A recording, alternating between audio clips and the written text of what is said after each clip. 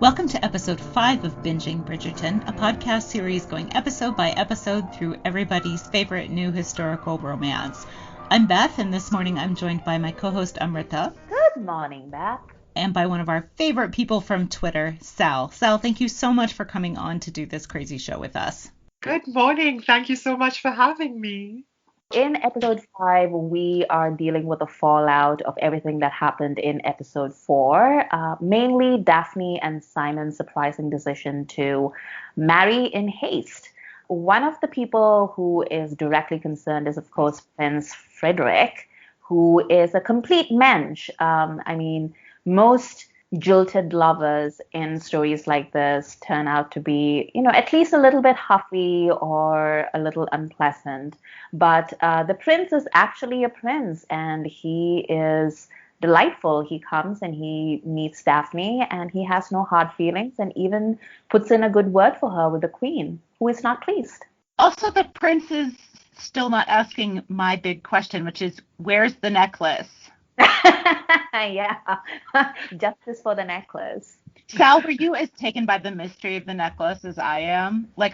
They set it down on the ledge and then we never see it again, and I'm very upset.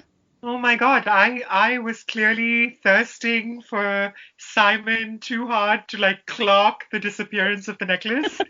That was my priority while watching Bridgerton, I'm not going to lie. There's no reason to lie about that on this show. That's a perfectly appropriate priority.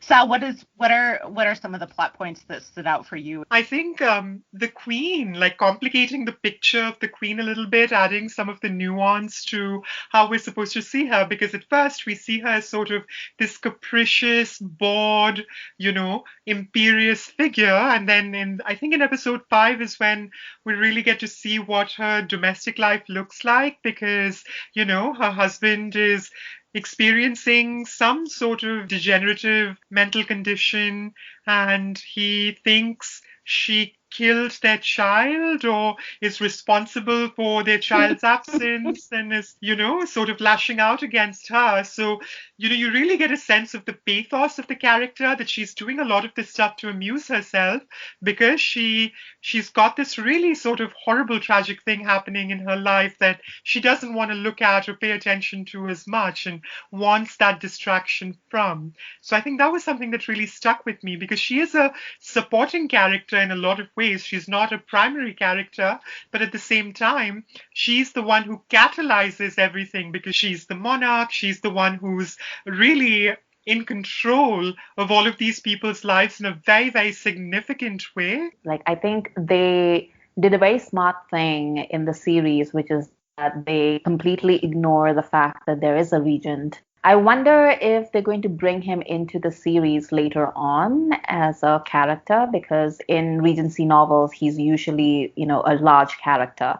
They've really made her a focus, which, it goes back to several things that we've said already about how this series uses people of color and how it centers them in the narrative.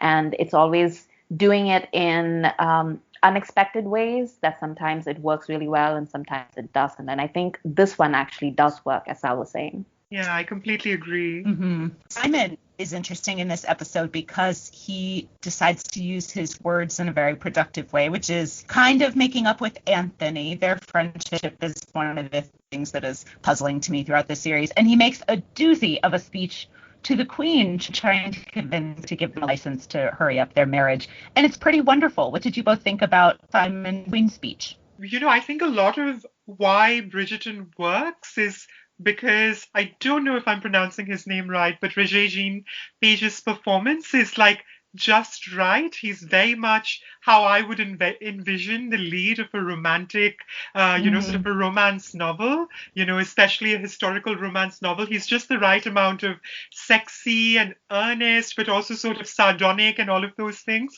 And I think in this speech, he really went to that place of earnestness and a genuine kind of sweetness. So I bought it, but I also feel like I'm the sort of person, I'll see a Burger King commercial on TV and I'd be like, I want a burger, even though I know their burgers aren't good or whatever. So I think I'm very gullible and susceptible to like any kind of like emotional manipulation. But I thought there was such a sweetness and earnestness to that scene, which, is a little bit at odds with how a lot of Regency era, like plays and novels and things that were more sort of flippant worked. But at the same time, I enjoyed it as someone who loves, an earnest, I'm just a girl standing in front of a boy type speech. So I definitely enjoyed it. I responded to it very strongly. Yeah, I feel like if I were the queen, I would have been like, forget Daphne, no, I agree. I think like this is like as a Regency novel reader, this is obviously like Sal says, like this is very against the times. Like especially if I know like Sal reads a lot of Georgette Heyer novels as well. So if you grew up reading that sort of novel, you sort of have this idea of a restrained masculinity of these kinds of characters, to which that speech is absolutely antithetical. Like nobody in a Heyer novel would ever say that. But this is why it's always fascinating to me to see adaptations and like to see how source materials or source characters or stock characters are changed and adapted per modern expectations, because you can always see what is being done to appeal more to a modern audience. And of course, for those of us who grew up watching, the 90s rom-coms, the British rom-coms, this Hugh Grant and Renee Zellweger and all those movies. This is catnip, right? Like this is perfect. Like he's saying exactly the right things. It's not even just that he's saying things about how he loves her, but he talks about her as if she's his best friend, and that he values her as a person, which is exactly the right note for the present moment. So yeah, it's a great speech, and I like it. Does it work with internal logic? I'm not sure. But also, like, I liked it enough that I didn't think about it before you brought it up, Beth. Yeah, I think it's also a very Shondaland thing to Yeah. have those big speeches of either romantic declaration or like a list of recriminations, which is also a speech we get in the show. So you have these kind of memorable Shonda Rhimes show speeches, pick me, choose me, all of those things from Grey's Anatomy to Scandal to all of those shows. So this is very of a piece with the rest of her output. Oh, it's so nice.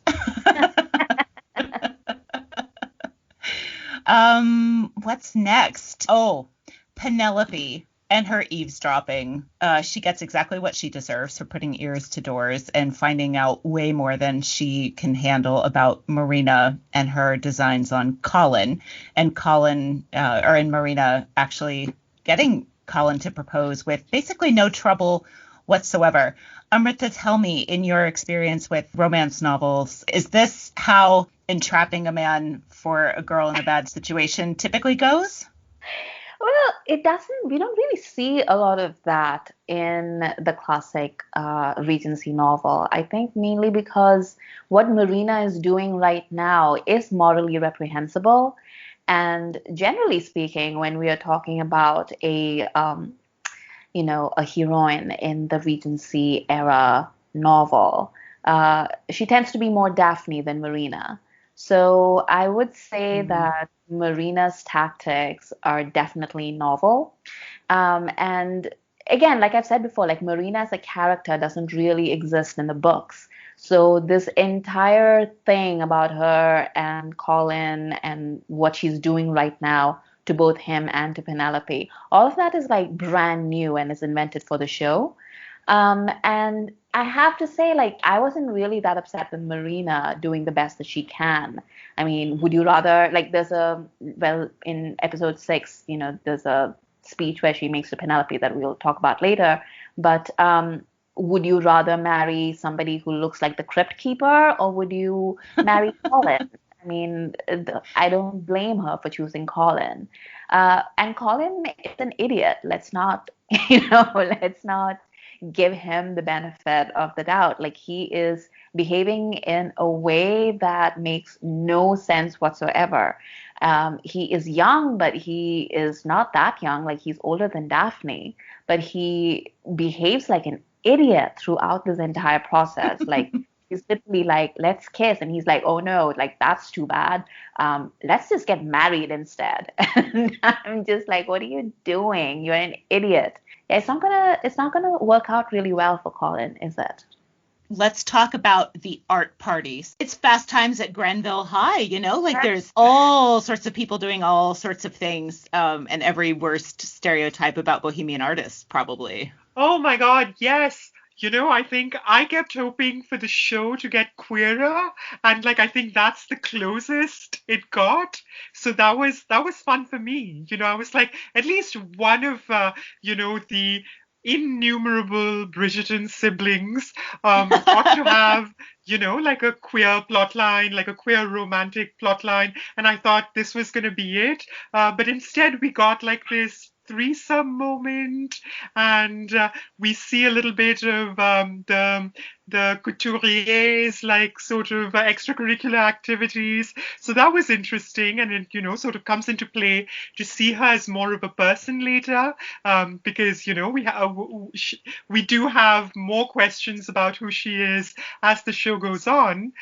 So it was fun for sure. I think to depart from like the propriety of a lot of, or well, the Ariana Grande scored propriety of a lot of the other parties.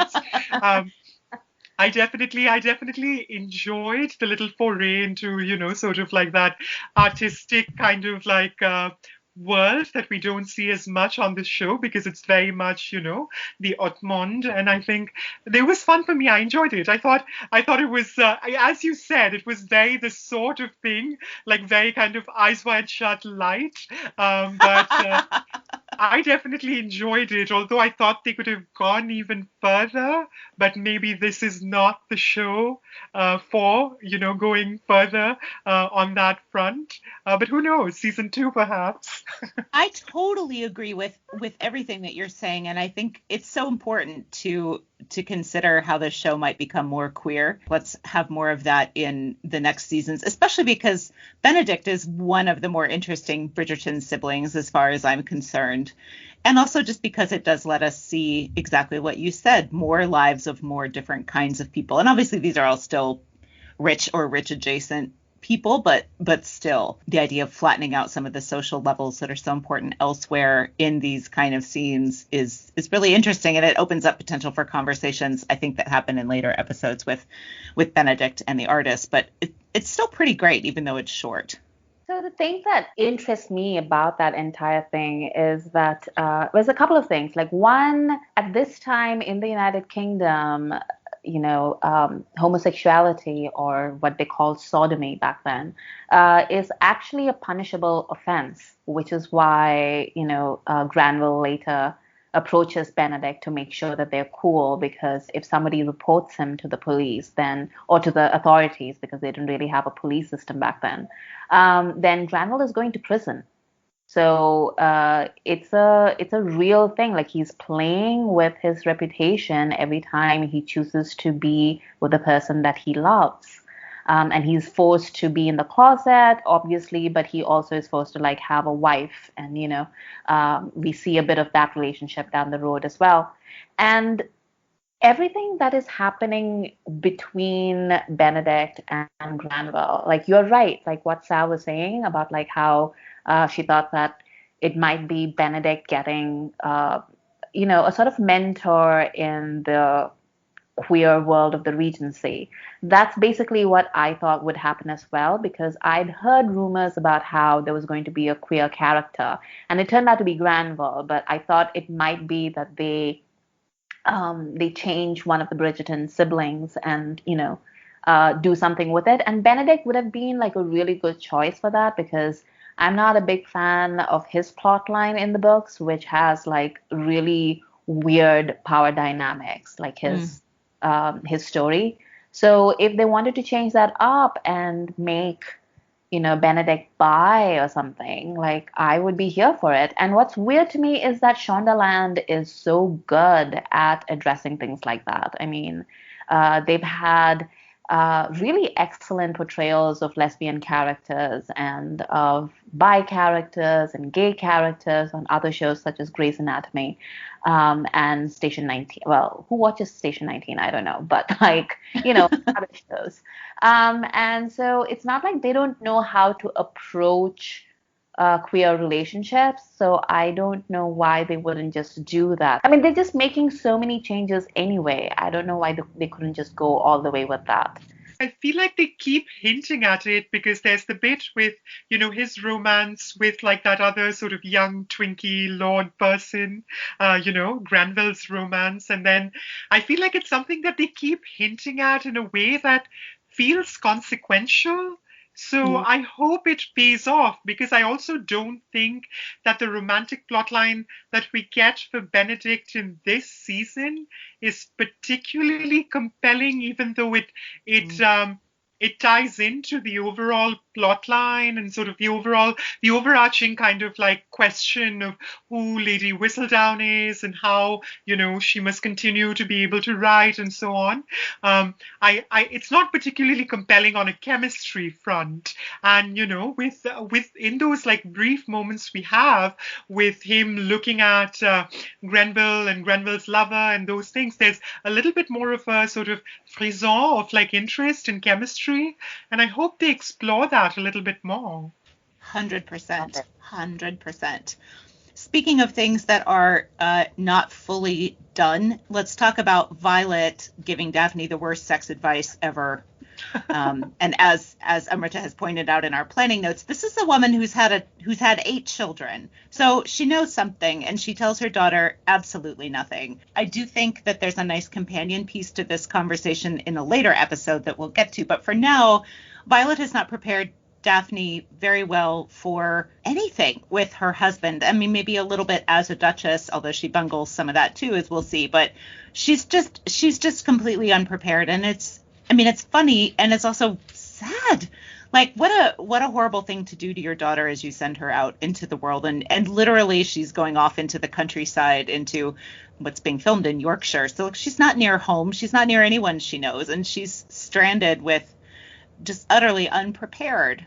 What are both of your thoughts on sort of Daphne's readiness for her new position as a wife? I think it's especially sort of egregious because she knows of Simon's reputation. He's a rake, he's a man of the world. And, as Amrita pointed out, this woman's had a literal like litter of children. And, it feels like she knows what to do. Clearly, she's been on that merry-go-round a few times. And she was happy about it. She talks frequently about how much she loved her husband, how much passion they had.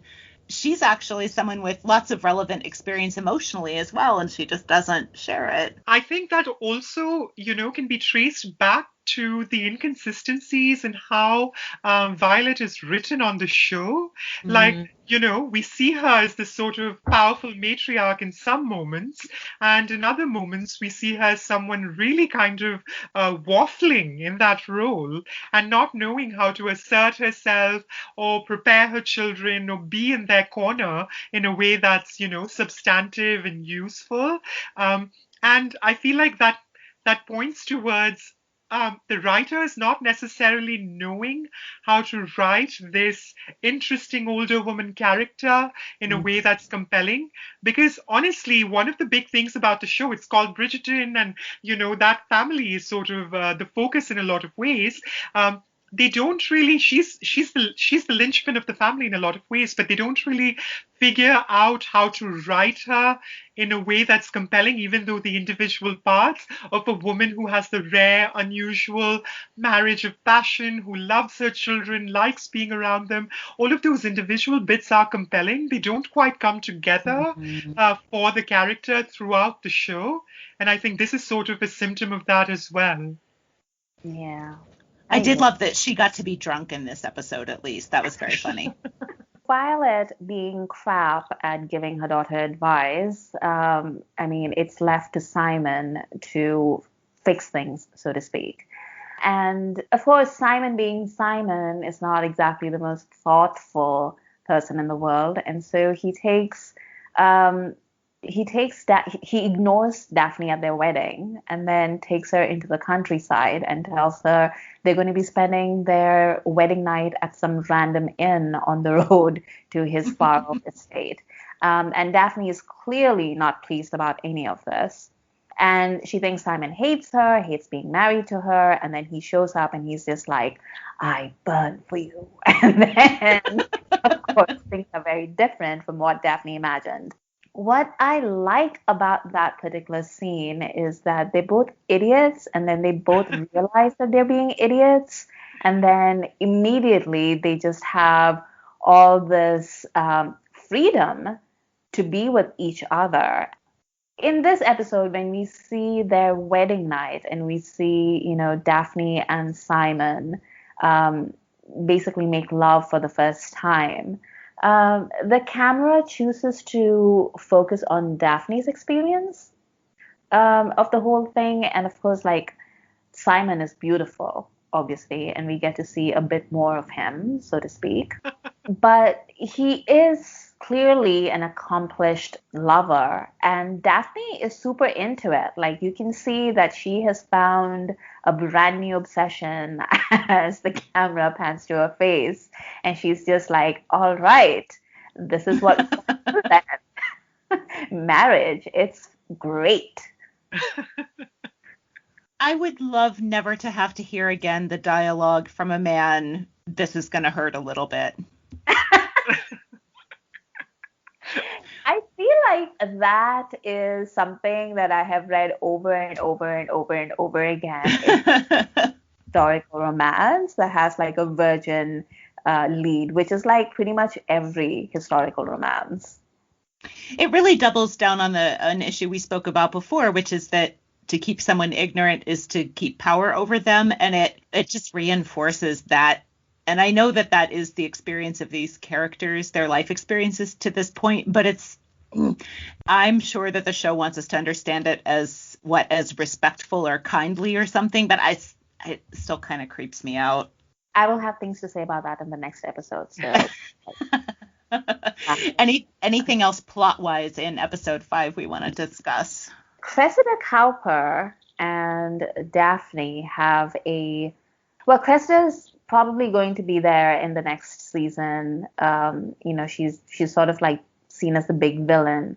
But I find it like interesting that she and Daphne have all these asides and they're jockeying for position in society. And Cressida clearly feels that she has a certain power over Daphne. And Daphne is, all this time we've been talking about like how Daphne is, she's sort of vulnerable and shy and she's really a shrinking violet. And then you see her with Cressida and you kind of get a glimpse of the woman that she's going to be. And she is going to be formidable. And I don't think Cressida knows what she's up for.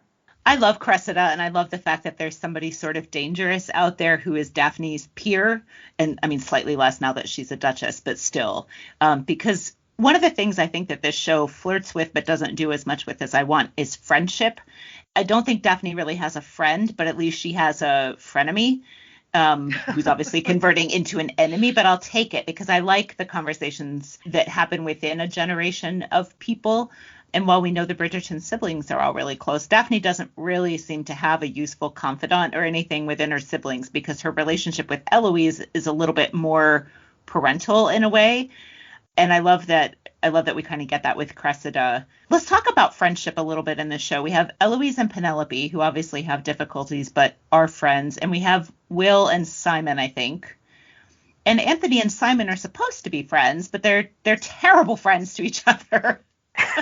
And yet we have this lovely speech about how being friends is so important to a successful marriage or a successful romance, I think, from the Queen and from Simon. What is the show telling us about friendship versus what is it showing us about friendship? I feel like this is something that, again, feels characteristic of Shonda Rhimes' shows where there's a little bit of a conflict between the big moment and like consistent character development or the development of dynamics between characters, where the show wants to have it, the shows want to have it both ways, where they want to have those big explosive moments but also allude to these deep well springs of affection and things between characters, and go back to that when it's convenient. And I think the relationship between Anthony and Simon is very that,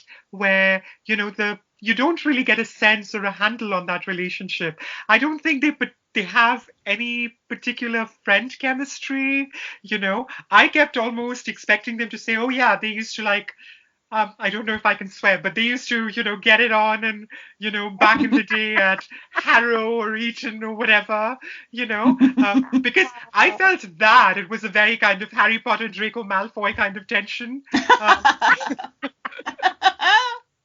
I was like, I'd read some, slash, like some fan fiction about Anthony and Simon, but I don't know if they work as much as friends. But maybe that's also because Anthony's trying to become this alpha figure that Simon so effortlessly is. And that might be some of that tension as well. Like, I think that role of being the guy, the big man on campus comes very naturally to Simon, not so much to Anthony.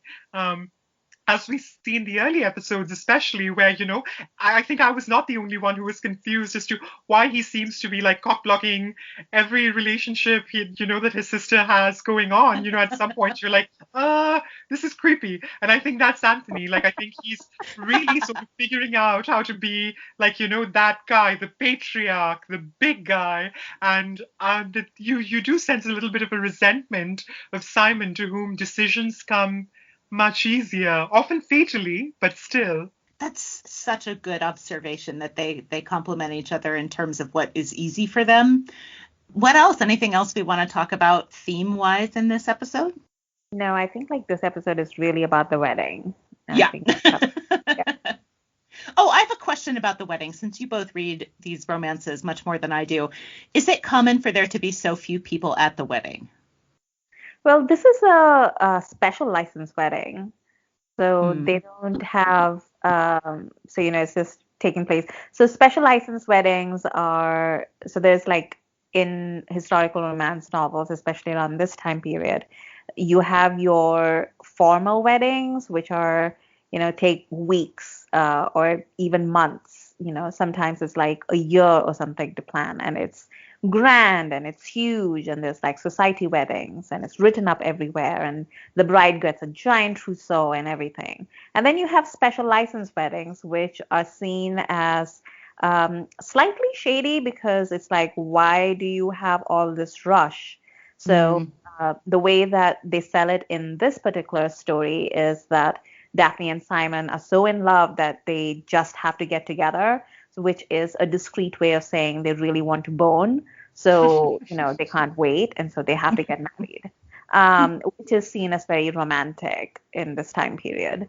And then, of course, the shadiest of all is something that we'll talk about in the next episode, which is if you elope to Gretna Green, which is a tiny village in Scotland, and people from down south would go up there. And so those are the three types of weddings in England in historical romance. Well, with that hint at episode 6, let's sign off for episode 5. Amrita, where can people find you online? You can find me on Twitter at AmritaIQ, or on YouTube at Amrita by the Book. And I also co-host a Bollywood podcast called Khandan. And Sal, where can people find you online? You can find me on Twitter at Sal and the Bad Pun. So that's Sal and the Bad Pun. And you can come listen to me spouting nonsense about all sorts of things. But yeah, that's me. And I'm Beth, and I'm at Beth Loves Bali on Twitter. Thank you both so much, and we'll see you again for episode 6.